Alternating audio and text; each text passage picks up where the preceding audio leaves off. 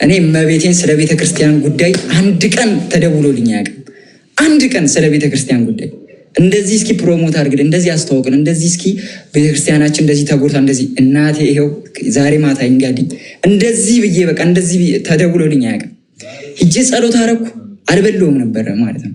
ጸሎት አረኩ፣ ባስ ውስጥ ቀጥ ብዬ ገባሁ አልቅሼ ማለት ነው። እመቤቴን እንደመጣሁ በሶስተኛ ቀኑ አንድ ስልክ ተደወለልኝ።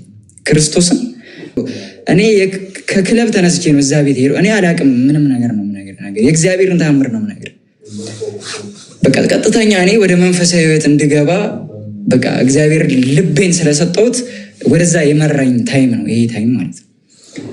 ንጹህ ልብ ብቻ ነው የሚያስፈልገው እንደዚህ አይነት ስራ ውስጥ ለመግባት ማለት ነው። ሁሉም መጡና እዛ ጋር በአንድነት ፕሮቴስታንቱ እግዚአብሔርን እንግዲህ ጆን ዳንኤልን ካወቃችሁት ፕሮቴስታንት ነው።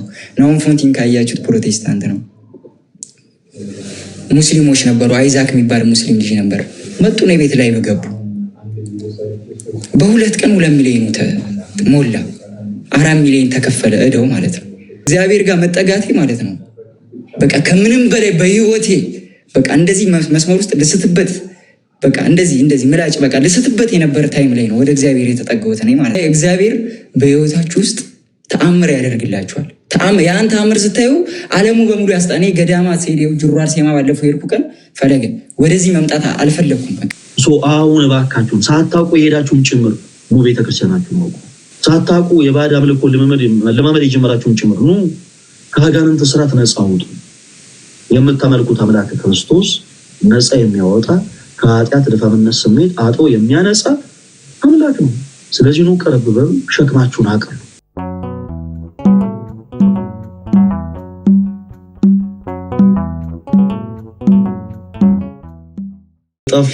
የጠፋ ሰው ብለናል። ሰላም ያቢ እንዴት ነህ? እግዚአብሔር ይመስገን። እንዴት ነህ? ኧረ ጠፍተሃል በጣም ማለት ነው። ግድ የለም ፈልገን የግድ የሆነ ኬተሪንግ ከሌለ ካልጠራ አይሆንም ማለት የቤት አስቤዛ እኛን አይችለንም። እንዴት ነው ነገሩ? ኧረ ተው ግድ የለም። ኧረ እኔ አንተን ያኔማ አንተን አይደለም ጠራ ወንድማችንን ነው የምጠራው። አለ ባይዘው ፕሊስ ና ሰላም ብለው ወንድማችን ሰላም በለኝ። አፍቀኛል ወንድማችን እንዴት ነህ? አማን አለሁልህ። ሰላም ነው? ኧረ ተናፍቃችኋል የምር። እኔማ ላዘጋጅ ፕሮግራም ላዘጋጅ ነው። የትቢ ወረቀት እንዳዘጋጅ ይመጣለን። መልካም ቀን ታው።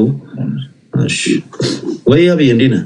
ሰላም ነው ፈለገኝ። እንዴት ነው ያ እንቅስቃሴ? አሪፍ እየሄደ ነው? አዎ ያው አሁን ገና አንድ የምናዘጋጀው ትልቅ ጉባኤ አለ። ከዚህ ቀደም እንዳልነው ጉባኤ ፈለገ አትናቴዎስ ይባላል እና ያንን ጉባኤ ለማዘጋጀት ገና የተወሰኑ ነገሮች ያስፈልጉናል። እዚህ ውስጥ ያላችሁ ክርስቲያኖችም እንደምታውቁት በመጀመሪያ የገንዘብ ድጋፍ ይፈልጋል፣ የገንዘብ አቅም ይፈልጋል እና ፕላን ኤ እና ፕላን ቢ ብለን አዘጋጅተናል። እንግዲህ ፕላን ኤ ከሆኑ ሰዎች ጉዳዩን ተረድተው ጀስት ባጭሩ ማንንም ሰው ሳናስቸግር ጉባኤውን የምናዘጋጅበትን ገንዘብ እንዲያዘጋጁ የማድረግ ነው። ካልሆነ ግን ኦርቶዶክሳዊ የሆኑ ቲክታከሮች፣ ኦርቶዶክሳዊ የሆኑ አርቲስቶች፣ ኦርቶዶክሳዊ የሆኑ የተለያየ አይነት ኮንተንት ያላቸው ሰዎች በአጠቃላይ አንድ ላይ ተገኝተው የገቢ ማሰባሰቢያ እናደርጋለን። ጌታ ቢረዳን ያው የአብ የዛን ጊዜም ትኖራለህ እንግዲህ እና የገቢ ማሰባሰቢያ ይደረግና ከዛ በኋላ ጉባኤውን እንደ እግዚአብሔር መልካም ፈቃድ ጋዜጣዊ መግለጫ ተሰጥቶ ይጀምራል። አሁን በነገራችን ላይ በፊታችን ባሉት ወራት ጋዜጣዊ መግለጫ ይሰጣል እና ትልቁ የዚህ ጉባኤ ዋና ዓላማ በጣም በዚህ አጋጣሚ በጣም ይገርመኝ ነገር ያብዬ እንዳላቆየ ግን ይቅርታ። ኧረ ችግር አንዳንድ እንትኖችን ተመልክቼ ነበረ። ልክ እንዲህ አይነቱ ነገር ብዙ ከሆነ በኋላ በጣም ብዙ ሰዎች ጋር ከደረሰ በኋላ አንዳንድ ሰዎች ተመልክቼ ነበረ። ጌታ በሚያውቀው አንዳንድ ጊዜ without any reason እባካችሁ ሰዎችን አትቃወሙ። ኦርቶዶክስ ሆናችሁ በተለይ ደግሞ ስልጣነ ክህነቱ ኖሯችሁ በቤተክርስቲያን የምታገለግሉ ሆናችሁ እኔን በፍቅር ቃል የምትጠሩ መስላችሁ ነገር ግን ሙሉ ለሙሉ እንዲህ አይነቱን ዓላማ የምትቃወሙ ሰዎች አይኑ እረዳለሁ። ያልፈለጋችሁት የኔን ጉባኤ አለመዘጋጀት ነው። አይኑ ግን ሳታውቁት የመንፍቅናን አካሄድ የፕሮቴስታንቲዝምን አካሄድ ባትደግፉ ሰፖርት ባታረጉ መልካም ነው እላለሁ። እንደዚህ አይነቱ ነገሮች ሲዘጋጁ በነገራችን ላይ የሁሉም ኦርቶዶክስ ርብርብ ያስፈልጋል። ምክንያቱም እኛ ጉባኤውን ስናዘጋጅ አንዳንድ በጣም ብዙ ነገሮች ይሰማ ነበር። ፈለገ አትናቴዎስ ከሆኑ አካላት ጋር ለመበሻሸቅ ፈልጎ ነው። ፈለገ አትናቴዎስ የሆኑ አካላትን ኮፒ እያደረገ ነው። ፈለገ አትናቴዎስ የሆኑ ሰዎችን ለመምሰል እየሞከረ ነው ምናምን የተለያዩ ነገሮችን ስንሰማ ነበር። አመናችሁም አላመናችሁም ይሄ ጉባኤ ኦኬ ገና በቲክታክ ላይ እንኳን ለአርብ ቀጠሮ አለን ኦኬ እንዳለን ማለት ነው። ለአርብ ቀጠሮ አለን ብለን ገና ከመጀመራችን እንኳን አይደለም የሆኑ ሰዎችን ልትመስሉ ፈልጋችሁ ነው ለቱሉ ይቀርና ይበል እነዛ ሰዎች ራሱ የደነገጡበት ጉባኤ ነው። ይሄ የምናውቀው ነገር ስለሆነ ማለት ነው። እኛ ማንንም ግን ለማብሸቅ ዓላማ የለንም። ማንንም ለማስደንገጥ ዓላማ የለንም። እንዲህ አይነቱ ነገር የጀመርነው በውስጥ ብዙ ነፍሳቶች አሉ። የኛ ጉባኤ ኢቨን በጣም የተለየ ጉባኤ ነው። ምክንያቱም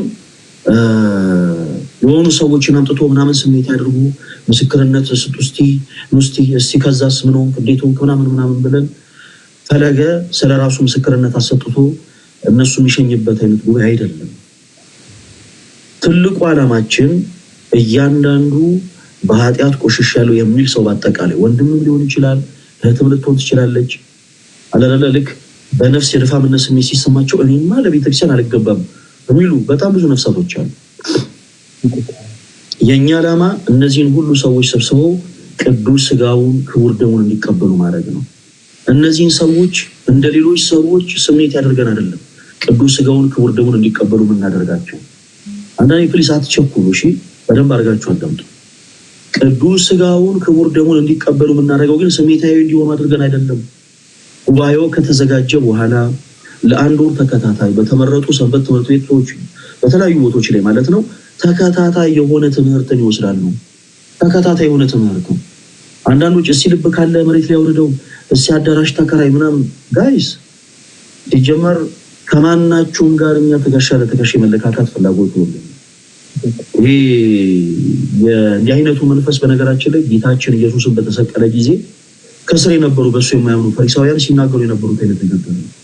እስቲ አምላክ ሆንክ ከመስቀል ላይ ራስን አውርድና አይተን እንመነበት ነው እና ልክ በዛ ትሆን አትምጡ ፕሊዝ።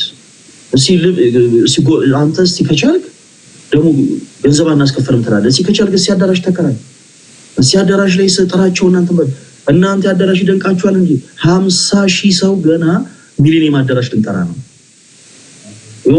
አሁን እኛ 2,000 ሰዎች ምናምን አይደለም እምላችሁ ምንም አይነት ወጪ ሳይወጡ ከያሉበት ቦታ በነፃ ትራንስፖርት መጥተው ለማየት ያብቃችሁ።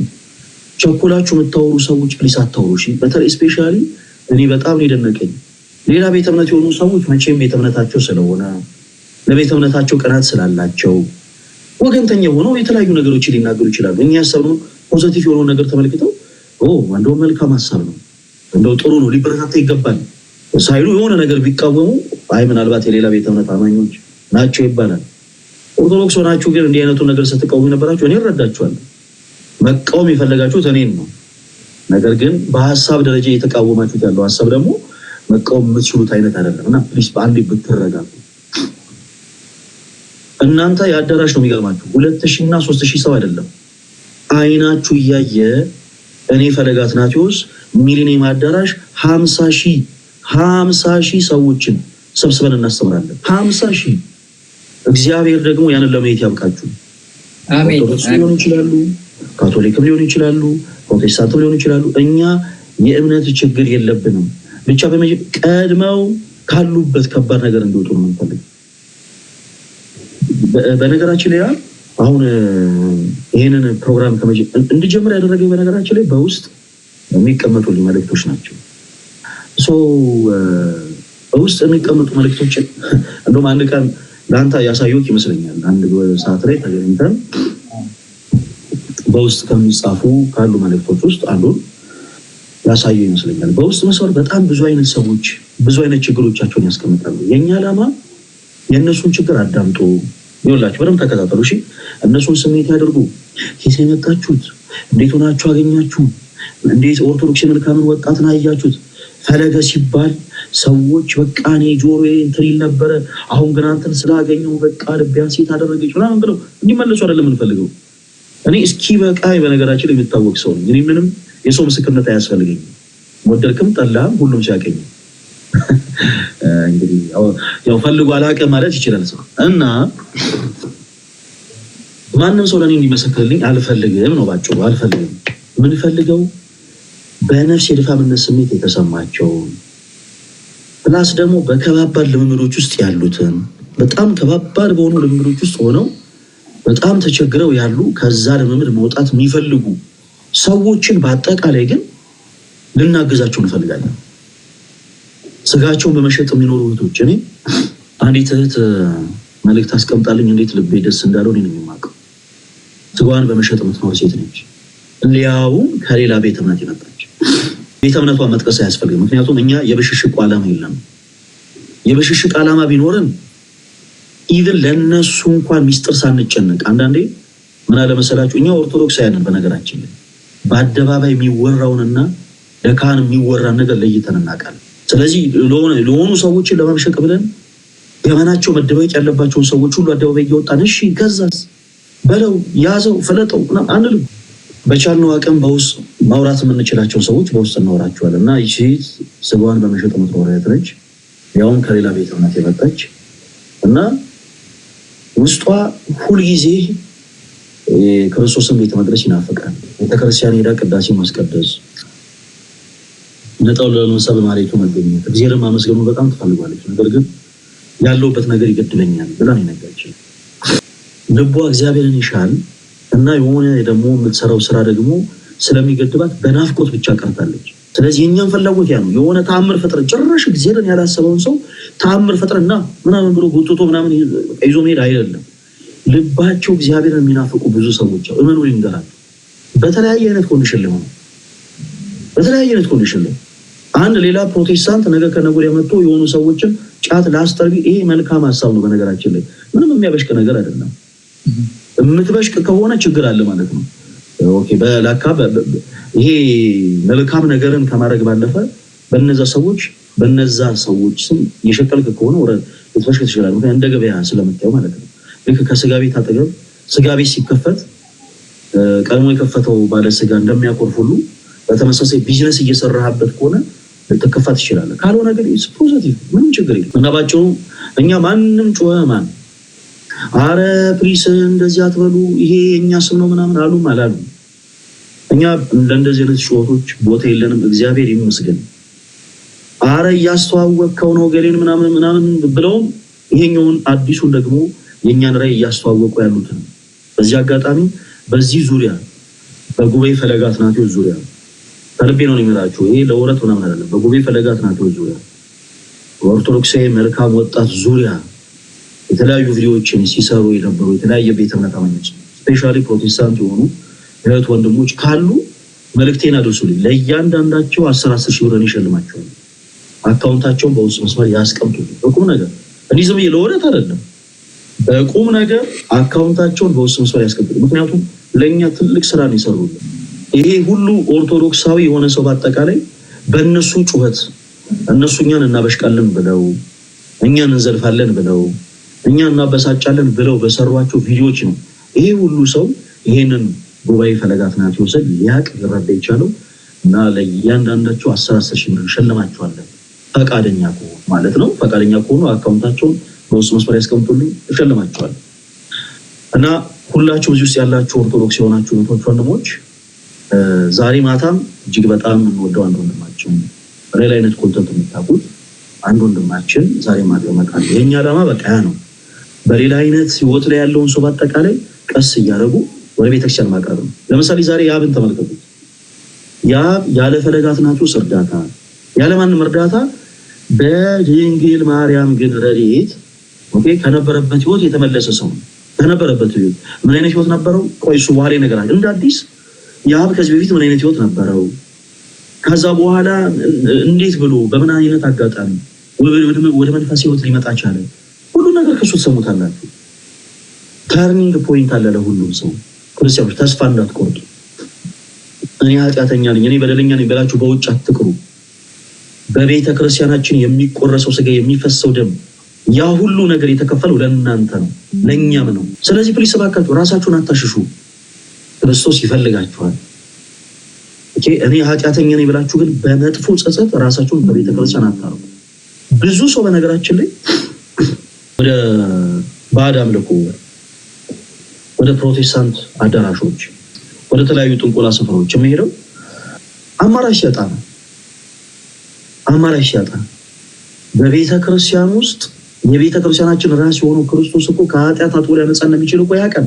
ግን ፍርሃት አለ አይደለ? ፍርሃት እኔ እንዴት እቀርባለሁ፣ እኔ እንዴት ለዚህ ይገባለሁ የሚል ፍርሃት ስላለ ሰዎች ተደብቀው ያጡትን ሰላም ለማግኘት ተደብቀው፣ ግማሾቻቸው ባዕድ አምልኮ ቦታ ላይ፣ ግማሾቻቸው ወደ ፕሮቴስታንት አዳራሽ፣ ግማሾቻቸው ወደ ጥንቆላ ስፍራ ይሄዳሉ፣ ይተናሉ። አሁን እባካችሁን ሳታውቁ የሄዳችሁን ጭምር ኑ ቤተክርስቲያናችሁን አውቁ። ሳታውቁ የባዕድ አምልኮ ለማመድ የጀመራችሁን ጭምር ኑ ከአጋንንት ስራት ነፃ አውጡ። የምታመልኩት አምላክ ክርስቶስ ነፃ የሚያወጣ ከኃጢአት ድፋምነት ስሜት አጥቦ የሚያነጻ አምላክ ነው። ስለዚህ ኑ ቀረብ በሉ፣ ሸክማችሁን አቅሉ እና ይሄንን አጋጣሚ ሁላችሁም ሊያመልጣችሁ አይገባም። በተለያየ ችግር ውስጥ ያላችሁ አርብ ማታ እድል እንሰጣችኋለን። መታችሁ ያላችሁበትን ከባድ የሚባል ችግር ትነግሩናላችሁ። በቻልነው አቅም እኛም በቤተክርስቲያን ትምህርት ጋር ማድረግ ያለባችሁን ነገር ነገራችኋለን። ከዛ በኋላ ግን ይሄ ነገር ቀጣይነት ይኖራል። በወር አንዴ አይደለም፣ በየሳምንቱ አንዴ አርብ ማታ የኦርቶዶክሳዊ መልካም ወጣት መርሃ ግብር ብቻ ነው ያለው። መሬት ላይ ወረደን ጉባኤ ፈለገ አትናቴዎስ የሚባል ጉባኤን ደግሞ እንደ እግዚአብሔር መልካም ፈቃድ ለሁሉም ሰው እናሳያለን። ብዙዎች የሚጠቀሙበታል ብለን ተስፋ እናደርጋለን። እግዚአብሔር አምላክ ይርዳን። ያብይ ሳንወጣ በፊት እንደው በቻልኩ አቅም ከዚህ በፊት የሆነ ሰዓት ላይ ይመስለኛል ዶንኪው ላይ እንዴት ከነበርክበት ህይወት ከዚህ በፊት ቲክቶክ ፕላትፎርምን ስትጀምር መንፈሳዊ ኮንተንት አልነበረም እያለ የሆነ ሰዓት የተለያዩ ነገሮችን ጀምረ ነበር። የተለያዩ አይነት ላይፎችን አሳልፈሃል። ከዛ በኋላ እንዴት ነው ወደ መንፈሳዊነት የመጣው? እግዚአብሔር አምላክ አንዳንዴ ታሪክ ቀያሪ ነው። ጴጥሮስ ከቤቱ ሲወጣ የወጣው አሳ ለማጥመድ ነበር፣ ግን ጌታችን ኢየሱስ ታሪክ ቀያሪ ነውና ከዚህ በኋላ አሳ አጥማጅ ሳይሆን ሰውን አጥማጅ ትሆናለህ አለው። ጳውሎስ አሳዳጅ ነበር። ከዛ በኋላ ግን ብርሃን ዓለም ተባለ። በአንድ ቀን 3000 ነፍሳትን የሚያስጠምቅ ሐዋርያ ሆነ። ያብስ እንዴት ነው አሁን ለሌሎቹም ተሞክሮ እንደው? ምክንያቱም አሁን ላይ ፈርተው የሚቀመጡ በጣም ብዙ አይነት ሰዎች አሉ፣ የተለያየ ልምምድ ውስጥ ያሉ እና ያብሻ ምን አይነት ላይፍ ነበረው? እንዴት ሆኖ ነው ወደ መንፈስ ህይወት የመጣው? እሱን ትንሽ ንገረን። እሺ ፈለገ፣ አመሰግናለሁ።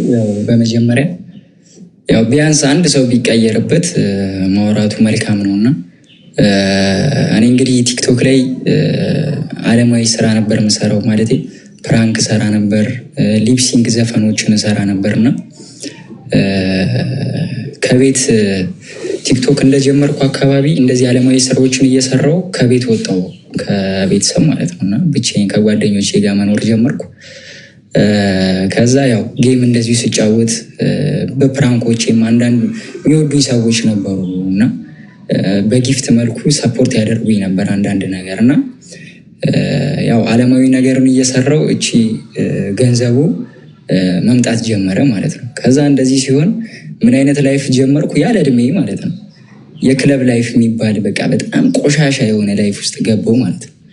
የክለብ ላይፍ ውስጥ ገባው። ሌሊት ጌም ጮትና 8 ሰዓት ላይ ይወጣለሁ። አንግቼው 3 ሰዓት 4 ሰዓት ነበር የምገባው። ያውም አንድ ክለብ አይደለም የምገባው የነበረው 4-3 ክለብ ነው የምገባው። ኤጅ ምናምን አይጠየቅም። ትንሽ ሚዲያው ላይ ከታወቅ በቃ አንተ ከሄድክላቸው እዛ ቤት ማንም ይመልስ የለም እና እውቅናው በዓለማዊ ሁኔታ ይጎዳኝ በዛ ታይም ነበረ። በጣም ነበረ። መጠጥ ጀመርኩ፣ ለመርኩ፣ መጠጣት ጀመርኩ፣ መዝናናት ጀመርኩ። ክለብ የሚባለው ነገር ደሜ ውስጥ ገባና ጭራሽ ሳልወጣ ስቀር ቤት ውስጥ ራሱ ይጨንቀኝ ነበረ። በጣም ነበር የሚጨንቀኝ። በቃ ወጥቼ በቃ ላልሰክር እችላለሁ ግን በቃ እዛ ጋ ያለው ቫይቡ በቃ በጣም ይመቸኝ ነበር ውስጤ ላይ እና ይሄ ላይፍ እየተደጋገመ መጣብኝ። ብራሊዝም ቤተሰቦቼን ማለቴ ሀብታሙ ነው አይደለም። እኔ እዚህ ጋር በቀን 10 ሺህ ብር 20 ሺህ ብር ልሰራ እችላለሁ። ቲክቶክ ላይ ሊሰጡኝ ይችላሉ ወዳጆቼ። ያችን ብር ግን ማጠፋት ክለብ ላይ ነበር እኔ ማለት ነው። ግን ለቤተሰቦቼ ሳፖርት ባደርግበት ያ ገንዘብ ቀላል ነገር አይደለም። በቃ በመጦጭ በአልኮሎች ያልቃል ማለት ነው ያ ገንዘብ እና የተደጋጋሚ ላይፍ መምጣት ጀመረ ወደ እኔ። ይሄ ላይፍ ሲመጣ እመቤቴ ምስክሬ ናት። ደውሎልኝ ማያውቀው ማለት ነው ደውሎልኝ ማያውቀው አንድ ጓደኛዬ ደወለልኝና ያብ ለምን ሰሚነሽ ኪዳነ ምሕረት አንሄድም ማለት ነው። የት ነው ሰሚነሽ ኪዳነ ምሕረት? አለሽ ደብረ ብርሃን አንድ ሰሚነሽ ኪዳነ ምሕረት የምትባል በጣም ተአምረኛ ቦታ ነው። ዝም ብለን እስኪ ናስቲ ምናምን ተባልኩ እና የሆነ ክለብ ላይ ደግሞ እናቴ ትሙት ይመጣሉ ተብለን ማለት ነው። በዛን ቀን ፖስተራችን ሁሉ ተለጥፎ ነበር ይመጣሉ ተብለን እኛ ማለት ነው። እኔ እንጃ እኔ ምን እንደወሰደኝም አላውቅም ነበር ማለት ነው። ጭራሽ እንደ ኦርቶዶክስ አንገቴ ላይ ማተብ አድርጌ እንዴት እሑድ እንኳን ቤተክርስቲያን አልሄድም ገባ። ከዛ ተነስተን ነጠላ ይዤ ከማዘር ቤት ሄድኩ ማለት ነው።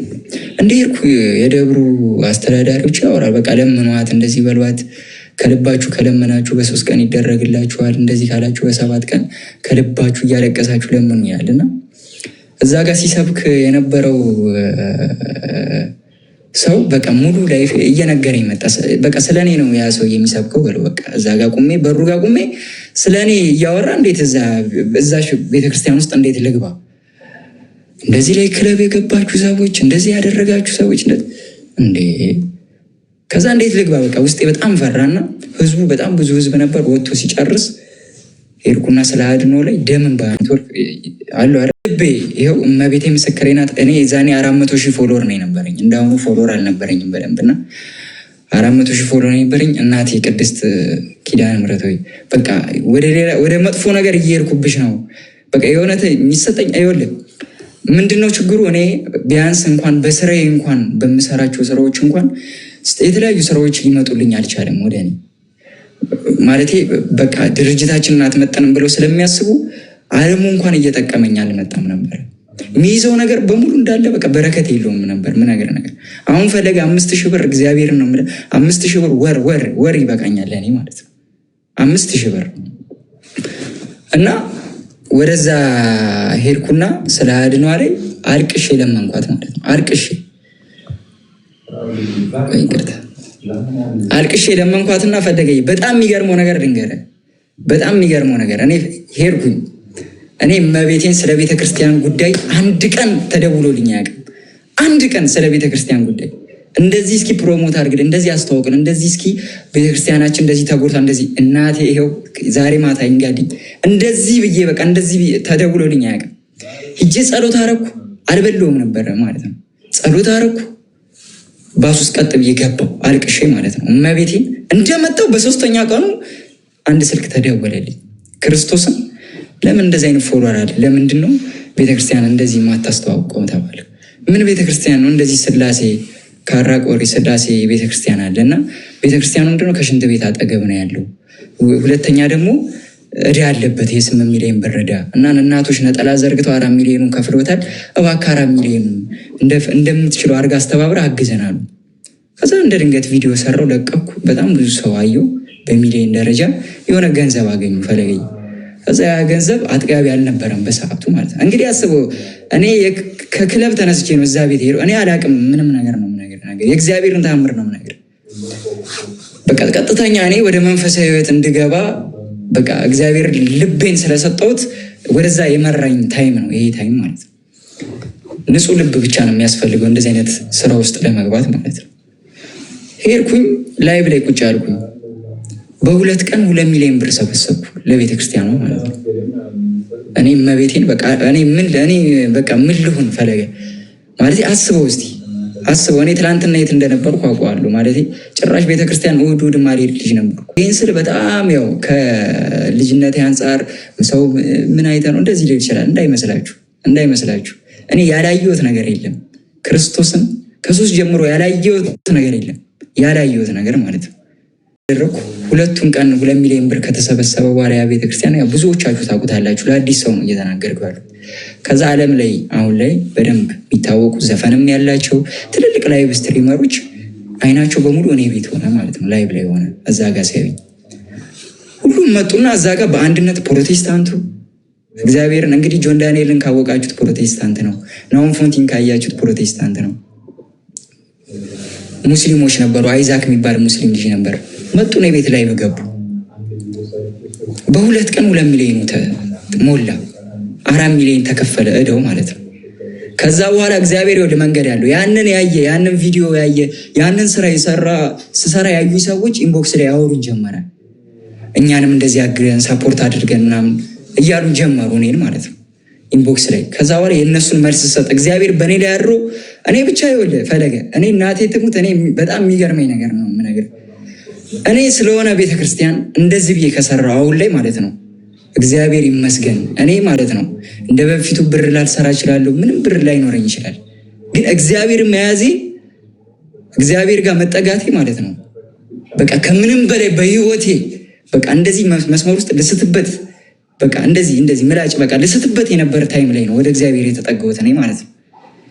ከዛ ይሄ ሁሉ በረከት እኔ በእኔ አቅም ሊሰሩ ማይችሉ እግዚአብሔር እንዴት መርጠሄ ነው ማለት እንዴት መርጠሄ ነው እንዴት ልሰራ እችላለሁ እንደዚህ አይነት ስራ እስከምል ድረስ ማለት ነው። የሚመጡ የምሰራቸውን ቤተክርስቲያን አድባራት ታያላችሁ። በራስ ይጠራል። ከዛ በጓደኛ ነው የሚጠራ። ቀሰሩ በጓደኛ ይጠራል። እኔ በጓደኛ ይጠርቶ ነው እዚህ ድረስ የደረስኩት። እና አሁን ላይ ሱስ ውስጥ ያላችሁ ሰዎች ክርስቶስን ምንም ከእግዚአብሔር ውጭ ነገ ይሄውኝ እኔ ምራቄን ማሸነፍ ማልችል ሰው ነኝ። ትንብዬ ነው የምሞተው። ንስሐ የሚፈሩ ሰዎች ይኸው ፈለገኝ። እኔ ብዙ ጊዜ ጓደኞቼን ገዳማት ስወስድ ማለት ነው ንስሐ ሳላስገባ አላመጣቸውም ነበር። ይኸው የትኛውን መጠየቅ ትችላላችሁ ላይ ብላ ያስገብታችሁ እና ነገ እኮ እዛ ቦታ ላይ እንደምገባ ቃለሁ እና እኔ አልገባም ብሎ ያስቸግሩኛል ብዙ ሰዎች ማለት ነው። ብዙ ጓደኞቼ ነገ እዛ ላይፍ ላይ እንዳለው አውቃለሁ እና እዛ ላይፍ ውስጥ መመለሴ ስለማይቀር ንስሐ አልገባም ብሎ ያስባሉ። ከዛ አንድ የገዳም አባት ነገረኝ። ፈለገይ ንስሐ ማለት መራመድ እንደማይችል ሕፃን ልጅ ነው ማለት የመጀመሪያ ቀን ሕፃን ልጅ ስታራምደው ይወድቃል። አሁንም ትይዘዋለህ፣ ይዘው ለመሄድ ትሞክራለህ፣ አሁንም ይወድቃል። ከዛ የልጅ መጨረሻ ላይ አሸንፎ ይራመዳል ጠንክሮ አይደል?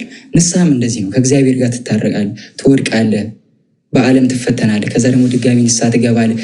እግዚአብሔር በህይወታችሁ ውስጥ ተአምር ያደርግላችኋል። ያን ተአምር ስታዩ ዓለሙ በሙሉ ያስጣኔ ገዳማት ሴዴው ጅሯር ሴማ ባለፈው የሄድኩ ቀን ፈለገ ወደዚህ መምጣት አልፈለግኩም። በቃ ነበር የፈለግኩት ገባ ውስጥ በቃ እግዚአብሔር ሰርጾ ይገባል። በቃ እናንተ ብቻ ልባችሁ ንጹህ ሆኖ ወደ እግዚአብሔር ለመቅረብ ብቻ መፈለግን ነው። በቃ ልባችሁ ንጹህ ሆኖ እግዚአብሔርን ለመፈለግ ክርስቶስን ለመፈለግ መሄድ ብቻ ነው። መንፈሳዊ ህይወት ማለት በቃ ለሰው ልጅ በተለይ ለወጣቱ በአሁን ዘመን በጉብዝና ወራት እግዚአብሔርን አስብ እንደሚባለው በዚህ ሰዓት መንፈሳዊ ህይወት አለው። በጣም ብዙ ፈተና አለው። ፈለገን እያያችሁት ነው አይደል? በጣም ብዙ ፈተና አለው። እኔ ላይ እንኳን ብነግራችሁ እስከምትሉ ድረስ በጣም ብዙ ፈተና አለው። ግን ያ ፈተና መጨረሻው ያማረ ነው የሚሆነውና ወደ መንፈሳዊ ህይወት ስትመጡ አትፍሩ። እኔ እንደዚህ ኃጢአተኛ ነኝ፣ እንደዚህ ቆሻሻ ነኝ፣ እንደዚህ እንትን ነኝ የሚባል አማርኛ እንደዚህ የሚባል ነገር የለም። ሁላችንም ኃጢአተኛ ቆሻሻ ሰዎች ነን። ግን ዕለት ተዕለት ይቅር የሚለን አለ ክርስቶስ።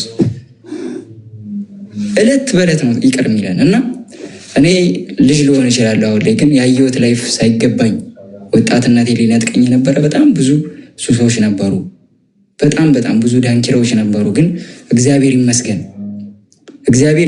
በቃ ድንግል ማርያም ዝቅ ብዬ አልቅሼ ነው እሷ በቃ ያሰብኩትን ያደረገችልኝ። አሁን እንደምታዩት ሰው አሁን እኔ ይገርመኛል ፈለገዬ እኔ በሄድኩባቸው ቦታዎች በሙሉ እግዚአብሔር የሚሰጥ ክብር የሚሰጥ ሞገስ በብር እኮ አትገዛውም እኮ $1 ሚሊዮን ብትሰጥ እኮ ያን ክብር አታገኘውም። እግዚአብሔር የሚሰጥ ክብር ሰዎች ላይ በቃ ዝቅ ብሎ እንዴ ይህን ክብር ማን ይሰጠኛል? እኔ እግዚአብሔርን የምሬን ነው የምላችሁ። ማን ይሰጣል ክብር? ሞገስ የሚሰጥ ማን ነው? ክርስቶስ ነው። ስለዚህ አሁን ወደ መንፈሳዊ ህይወት የሆነ ፈለገ በጣም እየለፉ ነው። እኔና ፈለገ ይህን ነገር ሲያስበው የሆነ ቦታ ላይ ቁጭ ብለን አውርተ ነው ነበረ።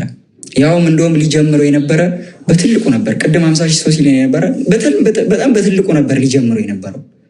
አሁንም ደግሞ ያሳካዋል። ከጎኑ ነን፣ እግዚአብሔር ይመስገን። በቃ ብዙ ፈተኖች ሊኖሩ ይችላሉ፣ ቅድም ሲያወራ እንደሰማችሁት።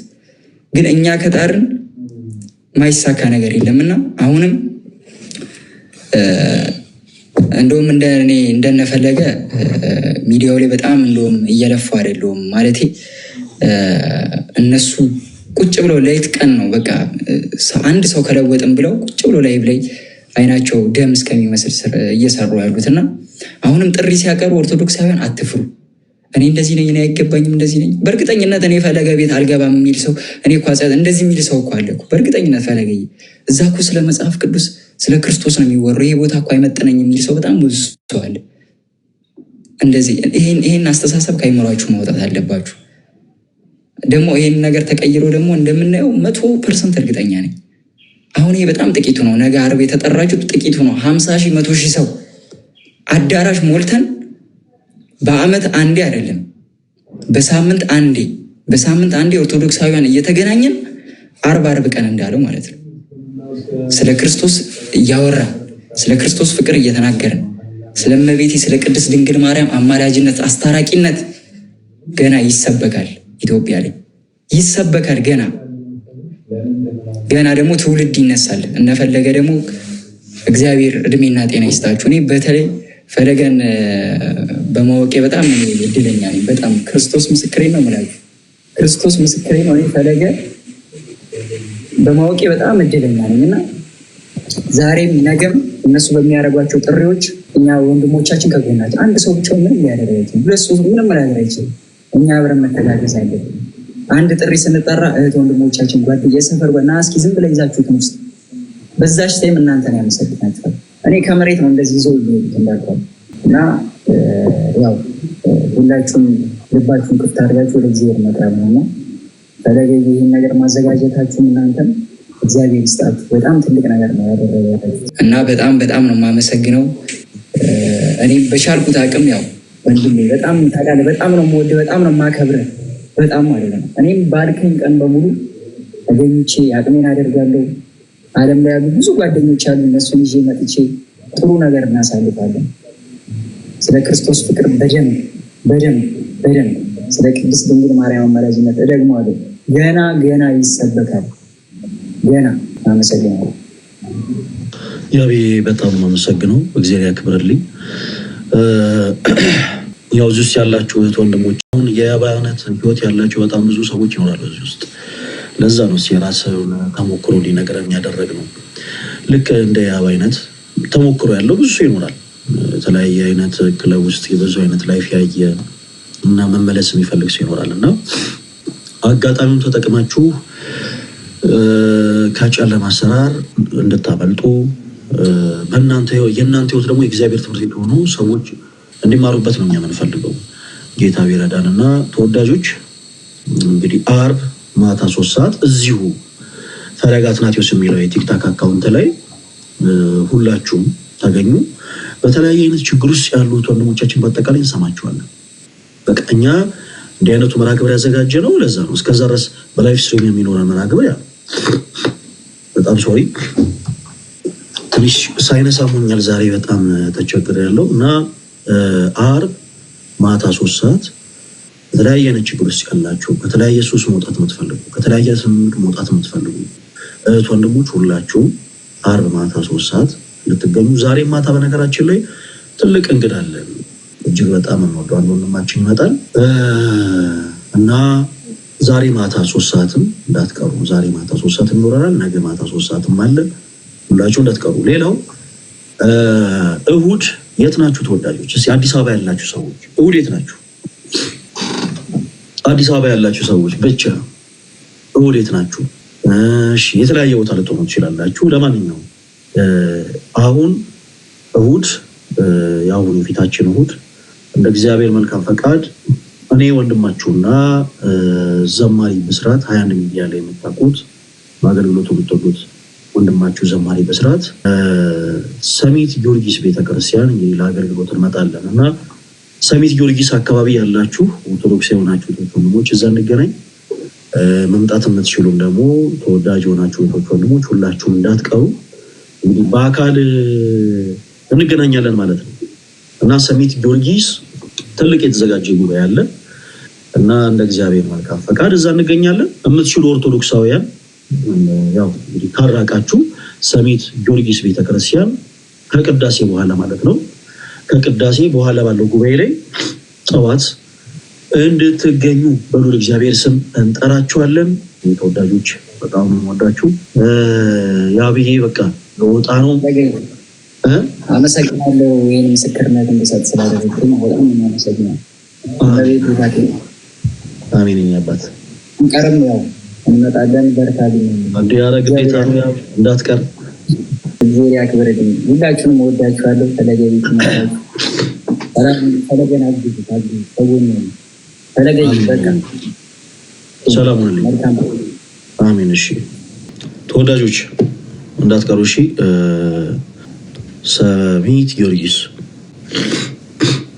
ሰሚት ጊዮርጊስ የጠዋት መርሃ ግብራችን ላይ ይኖራል። ያው ከቅዳሴ በኋላ ባለው መርሃ ግብር ማለት ነው። የማታ ሳይሆን ከቅዳሴ በኋላ ላችሁ እንዳትቀሩ።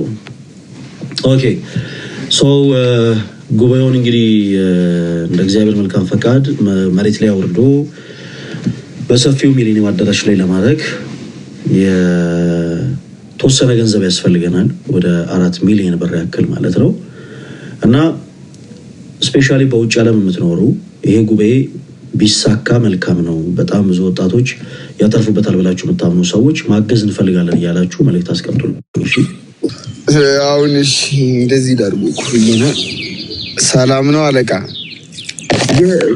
ቡራችን ቡራ ምንድን ነው ስኮረም ሰላም ነው አለቃ ያረቷራቶ ግድ የለም ተው እንዴት ነህ? እግዚአብሔር ይመስገን ነው። ቡራዬ በጣም ስላየው ደስ ብሎኛል። እጅግ በጣም ወዶልኝ ነው እና ዛሬ ደግሞ ብልክ በዚህ መልክ ስላየው በጣም ደስ ያለኝ ወዳጅ ወንድም ነው።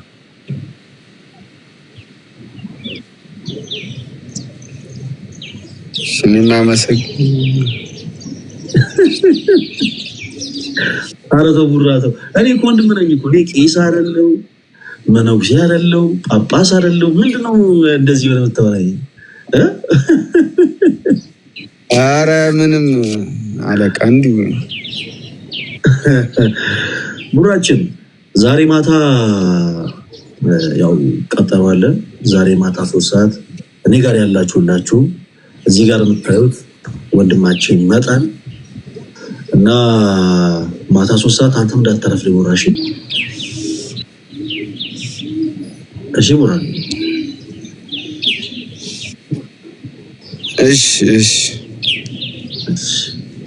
በቃ ከወዳጆች ጋር ተጫወት።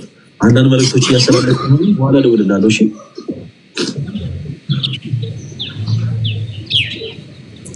እሺ አለቃ እሺ ቡራዬ ሰላም ነው።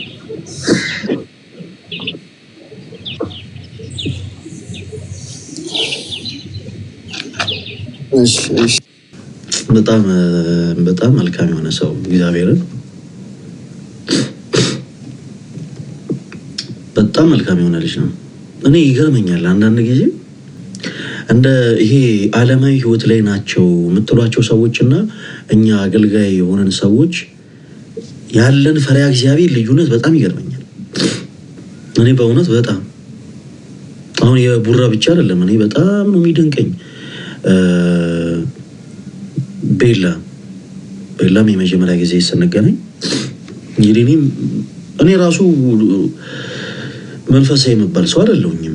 እንደው እግዚአብሔር በሚያውቀው ዱርዬ ነኝ እና ቤላን የመጀመሪያ ጊዜ ሳይገኘው ኖ በቃ በፍጹም ፈለገ አንተ እያለህ እኔ እዚህ መቀመጥ አይገባኝም ነው ያለው። በጣም ነው የደነገጥኩት። ጌታ ምስክሬ በጣም እና በጣም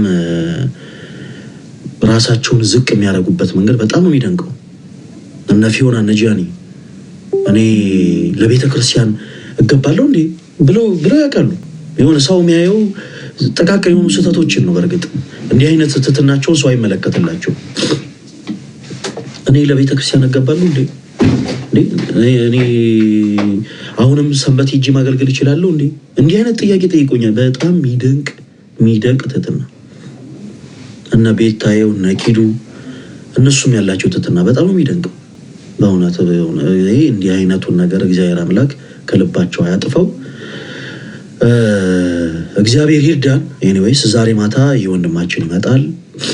እሺ ዛሬ ማታ ቡራ ወንድማችን ይመጣል። ምንም አናስጨንቀውም። አሁን እሱ ምንድነው ትልቁ ችግር?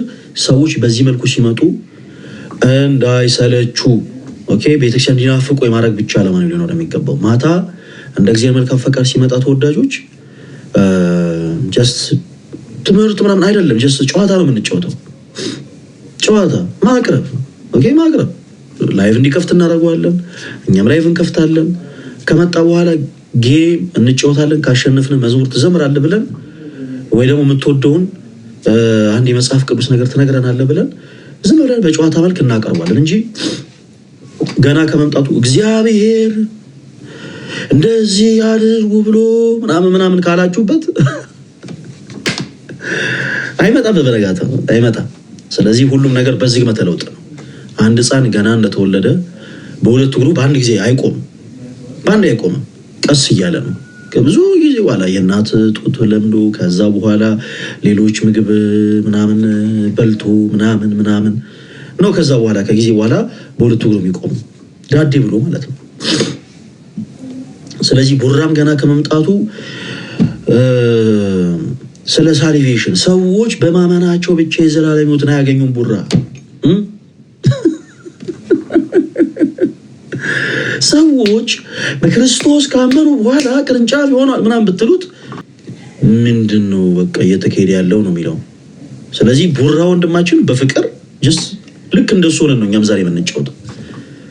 ደግሞ እሱ ሲመጣ ደግሞ እንዴት ጨዋታ ትጫወታላችሁ ምናምን ደግሞ እያላችሁ ደግሞ ግራ አጋቡት አሏችሁ። ደግሞ ልጁ በፍቅር ሁሉ ነገር በፍቅር ነው የምናደርገው። ሲመጣ ዛሬ ጌም ነው የምንጫወተው። ጊፍተሮች እንደውም ተዘጋጁ፣ በደንብ ተዘጋጁ። አንድ ሁለቴ አሸንፈን በደንብ ወይ ካዘመር ነው ወይ ቃለ እግዚአብሔር ካናገርን በኋላ ደግሞ እሱን በደንብ ቀኔ ቤት ያላችሁ ጊፍተሮች በአጠቃላይ እሱን ደግሞ በደንብ ሰፖርት ታደርጉታላችሁ በደንብ እና በዚህ መልኩ ትንሽ ወደ ቤተክርስቲያን ቀረብ ሲሉ ሞር አላደለ ቤተክርስቲያንን ትምህርት ወደ ማወቅ ደግሞ ልባቸው እየጓጓ ይሄዳል። አንዳንድ ቦታዎች ላይ እኮ ሰዎች የራሳቸው ቸርች አባል ለማድረግ እኮ ሰዎችን እግር ኳስ ያጫውታሉ። ይሄን ታውቃላችሁ? እግር ኳስ ሰፊ የሆነ የቤተ አምልኳቸው ቦታ ላይ ሰፊ የሆነ ሜዳ ያዘጋጁና የምንም እምነት ተከታይ የሆነ ሰው እየመጣ ኳስ እንዲጫወት ያደርጋሉ። ኳስ እንዲጫወቱ ከዛ ኳስ ሊጫወት የመጣውን ሰው እንደምንም ቀስ ብሎ ደግሞ የቤተ እምነታቸውን ትምህርት እንዲከታተል ያደርጋሉ ማለት ነው። በመጀመሪያ የሚያደርጉት ነገር ማለት ነው ኳስ እንዲጫወት ማድረግ። አንዳንዶቹ እንደውም ስፔሻሊ ድህነት ውስጥ ያሉ ሰዎች በቃ የሚጓጉለትን ነገር ይሄ በርገር ምናምን እያዘጋጁ ይሰጧሉ። ቤት አምልኮ ሆኖ ለስሁት ነገር እንኳን ሰው በርገር እያዘጋጀ ያበላል። ትቀለዳላችሁ። ስለዚህ ቡራ ወንድማችን ይመጣል። ልክ ከዚህ ቀደም እነ ቤታን እነ ፊዮናን እነ ጃኒን የተለያዩ ወንድሞቻችንን ጌማቸውተን መዝሙር እንዳዘመራቸው እነ ሄኒ የመርኬ እነሱንም ኦኬ ቡራንም ጠርተን ጀስት በቃ ሳይጨንቀው መዝሙር መዘመር ከጨነቀው ዝም ብለን ስለሌላ መንፈሳዊ ነገር እናወራለን። ምን ፈልገው አንድ እርምጃ ወደ ቤተክርስቲያን እንዲቀርብልን ብቻ ነው። በዚህ አይነት ህይወት ውስጥ ያሉ ሌሎች ሰዎችንም ቀስ እያልን በፍቅር ነው የምናስጠጋቸው እና እግዚአብሔር አምላክ ይርዳን። በስተመጨረሻ ሳልወጣ የምናገረው ነገር ጉባኤውን ለማዘጋጀት ቅድም እንዳልኳችሁ ወደ 4 ሚሊዮን ብር ያክል ያስፈልገናል እና 4 ሚሊዮን ብር እየተሰባሰበ ፈለገ አትናቴዎስ ሊበለጽግ ነው። ፈለገ አትናቴዎስ ይኸው ከህዝብ 4 ሚሊዮን ብር እያሰባሰበ ነው የምትሉ ሰዎች ለአሁኑ ጉባኤ ነው 4 ሚሊዮን የምናሰባስበው። ለቀጣይ ዙር ጉባኤ 20 ሚሊዮን ብር እናሰባስባለን። አይናችሁ እያየ እግዚአብሔር ምስክሬ እና ለአሁኑ ግን በዚህ ዙር ለምናደርገው ጉባኤ 4 ሚሊዮን ብር ያስፈልገናል። ማን ከረዳን? እግዚአብሔር ከረዳን። እና በዚህ አጋጣሚ መልእክቱ የሚደርሳችሁ በተለያየ ዓለም ላይ ያላችሁ ኦርቶዶክስ የሆናችሁ እህቶች ወንድሞች፣ በተለይ በውጭ ዓለም ያላችሁ እናንተ ትንሽ የምታደርጓት ነገር እዚህ በጣም ብዙ ትልቅ ስራን ትሰራለች። 4 ሚሊዮን ብር ኑሮ በተወደደበት ህዝብ ማለትም ኢትዮጵያ ውስጥ ባለ ማለት ነው ከፍተኛ ወጪ በሚያወጣ ህዝብ ደረጃ 4 ሚሊዮን ብር አምጡ ማለት ከባድ ነው በዚህ ሰዓት።